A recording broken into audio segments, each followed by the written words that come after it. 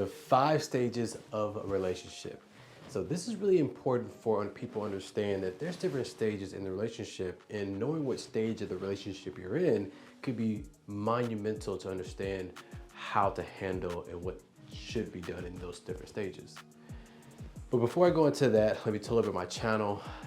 We have relationships, which we're talking about today, single dad and parenting, which I think I will start doing a little bit more of that in depth of different parenting after this series.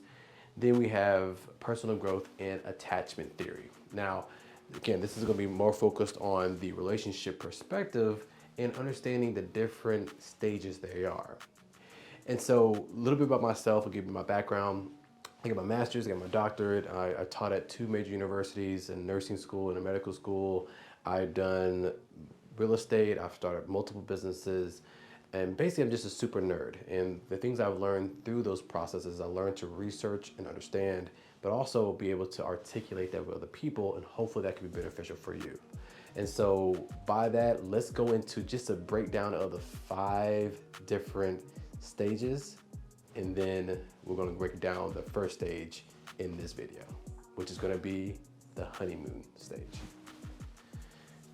So let's talk about the 5 stages to a relationship, all right? You have romance stage and the honeymoon stage. You have the power struggle phase or the love hangover. You have the stability stage, commitment stage, and then you have, lastly, the bliss or co-creation stage. Now, in the romance and the honeymoon stage is when nothing that person could do is wrong. They're amazing and they're positive, but also it's problematic because you're not really being open fully because you want things to work. While the power struggle phase is really when the problem happens and you start to see the flaws and you start to really, can I be with this person? And majority of the breakups happen in that power struggle phase. And then you have the stability phase. That's when you get a little deeper and you start to try, you know what? I respect the person you are. I'm not gonna change you. We're gonna grow individually, and we're gonna find ways to grow individually together without crossing each other's boundaries in a creative way. And just that's when things get deeper and more traveling, more doing things together, like learning together. This is when the stage that happens for that. And then you have the commitment stages when you start to realize, okay, we're flawed individuals, we're human, so relationships are gonna have problems. And you start to realize because that relationship's gonna have problems, you can find ways to be creative and find solutions. But at the end of the day, it's when you make the concerted effort that I choose to be with this person and I will do what it takes to be with that person. That's what the commitment stage really is. And then you have co-creation and bliss. This is when you have the babies, you have like starting businesses. You get to a point where a lot of the problems that will arise in most business partnerships or parenting, you've learned how to get yourself down packed and how to handle relationships together on your own. And now you'll be able to add another uncertainty figure because the 2 people that are involved are more certain. So these are the 5 stages, and we're gonna go through each one of them. Let's jump into them. So we're gonna talk about today the first phase, which is gonna be the honeymoon stage and the romance. All right, in this stage, it's the rose-colored glasses. It's everything's perfect, and you're on the phone for 5 hours overnight, and it's, oh my God, this person's so compatible, and we got so many things in common. And that's really just what they call it, the infatuation part of it. And the Merriam-Webster definition of it is a foolish and extravagant love or admiration.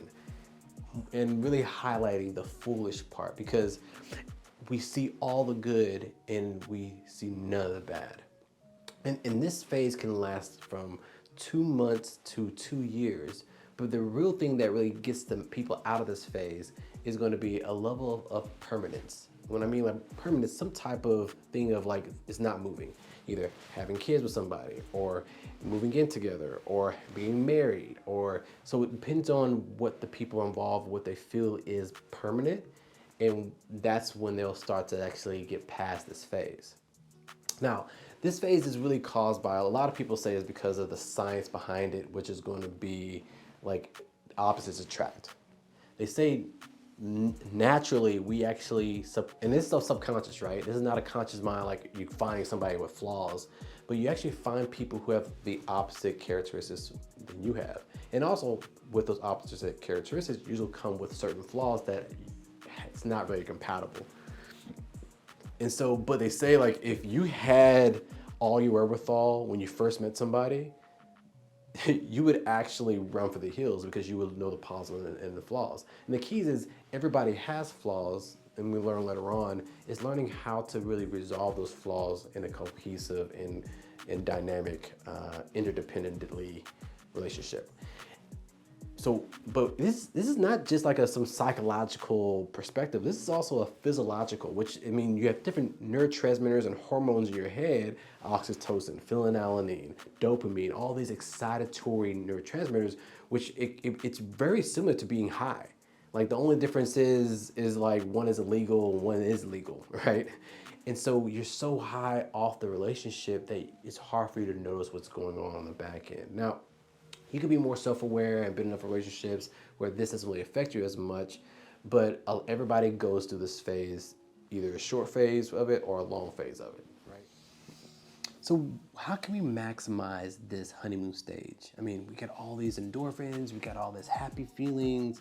We can use that to actually get some of those tough questions done in the beginning, so you're not utilizing or going through those tough questions in the power struggle phase. And that's like, and then the first thing is just being honest. Be honest and open, right, as much as you can. And most people are not lying on purpose, but they just maybe omit some of the truths, right? And they want to bring their best foot forward. But the earlier you are to actually communicate about like how many kids you want and do you want monogamy and all these different things, will actually help make it a lot smoother on the back end. And so really getting those situations up front really will help out a lot. Number two, really just find people who you can communicate about the relationship, because when you're in a relationship, sometimes you're so, everybody knows this, you're so blind, you don't see what the red flags, and sometimes having people outside tell you what those red flags are might help to give you insight. Now, listen to people who have fruit on the tree. Now, not people who have like rotten fruit, who's like on their 10th relationship in the past 3 months, but like people who have fruit on the tree, people you can trust that give perspective, right?